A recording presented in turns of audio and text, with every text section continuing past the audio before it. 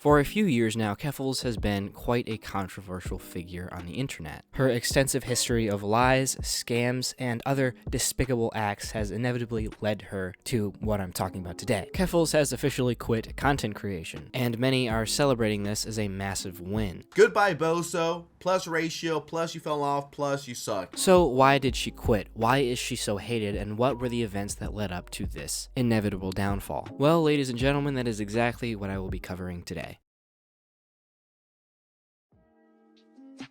Keffals started out on the internet playing TF2 and Gmod under the name Keffals. When she was 12, she decided that she was transgender and now goes under her current legal name, Clara Sorrenti. And when she was 17, she started her medical transition with help from a 42-year-old trans woman. And then when she was 18, she traveled with her family to Thailand to get gender-affirming surgery. Keffals' trans identity is a big part of this story and is very intertwined with her controversies. After the passing of her father in 2017, she became a member and organizer of the Canadian Communist Party until resigning in 2020. During her time as a communist, she ran in the Canadian general and federal elections, losing both elections with no more than 0.24% of the vote. Soon after resigning, she would get into adult content, creating an OnlyFans account and doing dominatrix work. During that time, she started streaming video games on Twitch. She soon switched the subject of her content to political commentary. Around this time of internet soul-searching, Keffals created the Twitter account Catboy Ranch. Under the Catboy Ranch account, Keffals would tweet her opinion on Lowly. This would ultimately be the best thing she ever did on the internet. Her opinion is that Lowly is equal to CP. This unfortunately drummed up a lot of controversy in her community, and the people who disagreed with her opinion did so publicly. One account that publicly disagreed with her was suspended under very mysterious circumstances. It is widely believed that Keffals mass reported this account to get them suspended. Although there is no hard proof of this, it would not be surprising considering her following controversies. In the early months of 2021, popular political streamer Destiny would go back and forth with another Twitter account named Doe. The Doe account was run by somebody who identifies as a transgender deer. Destiny, being the edgy character that he is, would make fun of this on several occasions. However, things would take a very dark turn, as in October of 2021, Doe would attempt sewer slide. Keffals would publicly voice her support for Doe, while Destiny would continue his antics, seemingly unfazed by Doe's attempt on their life. Keffals would then go on to tweet wishing for Destiny to lose his Twitch affiliate status. But this was only the beginning of the Keffals Destiny arc. In January of 2022, Destiny would call out another Twitter account for selling hormone replacement therapy drugs to minors. Chloe, the one running the account, would refer to the HRT drugs as bathtub estrogen because it was made in a bathtub. Keffals would call out Destiny for exposing and criticizing Chloe, essentially saying that this type of criticism sets a negative precedent for trans people. To Keffals, it was not Chloe's wrongful distribution of drugs to minors that was the issue.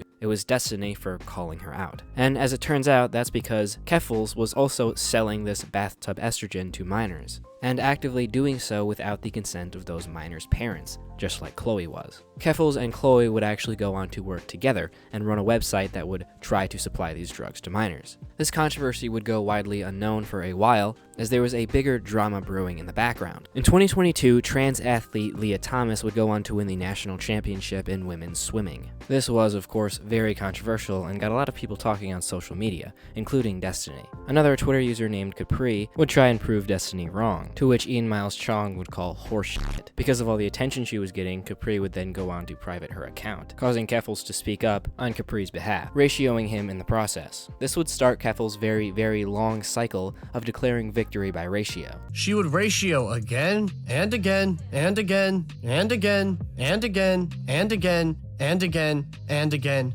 and again, and again. The whole month of April was basically just her ratioing and talking shit on Twitter now that a bunch of people knew who she was. Now that video is by Lanza. He's who I got most of my information from up until this point. I'll leave a link to his video in the description. Anyway, Capri came back and thanked Keffals for ratioing Ian, and Destiny's response was to call it cringe. Now this all sounds pretty tedious, and it is, at least in my opinion, but to Keffals it was a very big deal. Keffals would go on to do pretty much anything to get Destiny banned off of really any platform.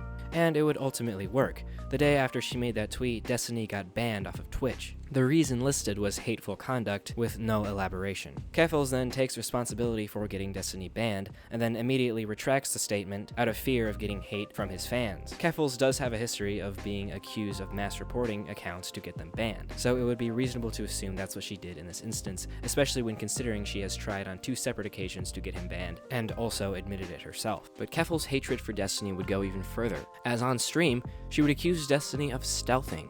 Oh yeah, meanwhile he stealths people, which is legitimately a form of rape. And in case you didn't know what stealthing is, there you go. Where did Keffals hear that serious allegation? Nowhere. She completely made it up, and said it confidently as if it is fact. At this point, Destiny was understandably very fed up with Keffals. All of these events would prompt him and his team to create a very long manifesto on Keffals and every evil thing she ever did on the internet. As far as Destiny and Keffals go, that's pretty much it, and I'll go more into the manifesto later, but now I'll get into the controversies she's probably most known for. In March of 2022, a Kiwi Farms thread would be made on Keffals. The thread would dox her and reveal pretty much any information you could ever want to know on Keffals. She would then go on Twitter to denounce Kiwi Farms. That only made things worse though, as within the first day of the thread being up, it reached almost 200 pages long. The Kiwi Farms discourse would go on with a few tedious dramas between Keffals and other creators, but the most infamous event in Keffals' history happened on August 7th when she was swatted by London, Ontario police. On August 5th, I was woken up by London police services pointing an assault rifle in my face. I was told later that at 6 a.m. that morning, an email impersonating me was sent to every city councillor in the city of London, Ontario, stating that I have an illegal firearm, that I killed my mother, and that I plan to go to City Hall and shoot every cisgender person I see. Keffals also describes being mistreated by the police. During the arrest, the police officer referred to me by my dead name. I was booked in the station under my dead name. The police, when talking to my mother, referred to me as her son. She would also announce that she's starting a GoFundMe. I need your help because I can't do this alone. I started a GoFundMe to move immediately, recoup my losses, and build a legal fund to protect my rights. This story not only blew up on social media, but also grabbed the attention of very reputable news sources. The email, Sorrenti says, had given out her real address and resulted in police with guns at her doorstep and her being arrested. When I went into the hallway and then saw that assault rifle, I screamed and I thought I was going to die. London Police Service confirmed the arrest to Global News. Keffals would gain tons of support following this event, much of it being in the form of GoFundMe donations. Her goal for the GoFundMe was originally set at $20,000, then was raised to $40,000, then $60,000, and now is over $100,000. When asked why she kept raising the goal, she said it was to cover the expense of taking legal action against the police. People kept asking me why I'm raising the goal when it hits the goal. And the reason why is because yes, I'm using these funds to move, but more importantly, once I'm safe, the rest of those funds are going to be used for legal expenses. All of this support also fueled her movement, Drop Kiwi Farms. They would actually make a lot of progress, even getting dropped by Cloudflare, the company that ran their web server at the time. But none of this would stop the constant doxing and harassment coming from Kiwi Farms. In the following several months after the swatting incident, Keffals would stay in various hiding places around the world in an attempt to get away from her doxers. Doxers were able to find what hotel she was staying at simply because of the type of sheets that were in her room. Trolls would then hack her Uber Eats account and send $500 worth of food to her hotel room. Keffals would then flee the country and stay with her friend in Ireland, where she would get doxed yet again. After these past few events consisting of doxing and harassment, it would be sensible to think of Keffals as a victim, and that's definitely the way it seems. But it was all based on a lie. Keffals never actually used the GoFundMe money to sue the police like she said she would. Instead, she spent it on gear for her setup and various trips around Europe. And why didn't she sue the police?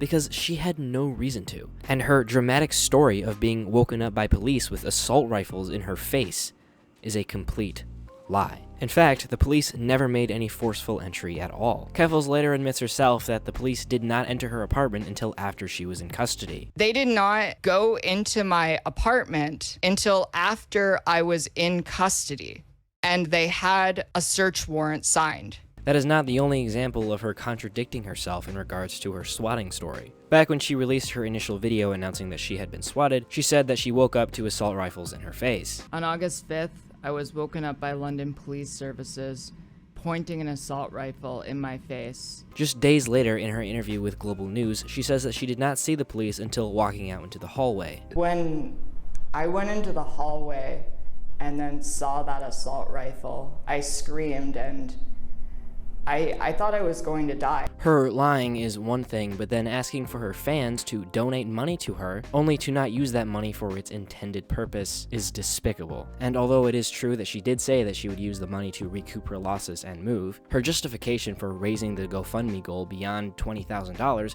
was to take legal action against the police. That means all the money she made beyond $20,000, so the rest of the over $80,000, was donated under the false promise that she would take legal action and get justice.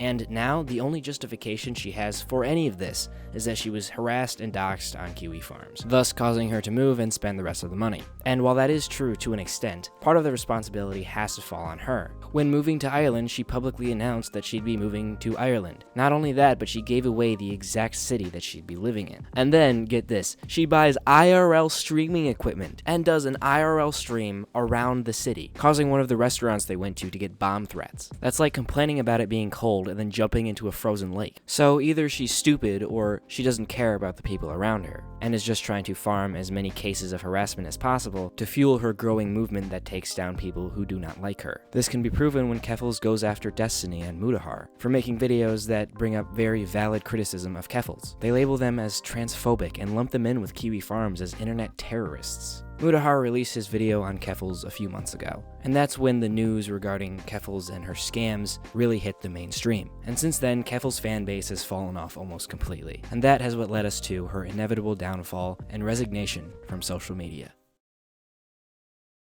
Well, ladies and gentlemen, I hope you enjoyed today's video. This one took a while. I had a lot of research to do and resources to gather. It's hard to compile all that information into an 11-minute video, but here I am. But luckily, I had a few resources that made it a lot easier. One of them being Mutahar's video. I'll leave a link to it in the description. I would highly recommend it if you want to go more in-depth on Keffals. There's some pretty fascinating stuff in there that I did not cover here, and I'll leave links to the rest of my references down below. But if you enjoyed hearing me yap today, then please consider subscribing. I would greatly appreciate it. And with that said, I'll see y'all next time. Have a wonderful day.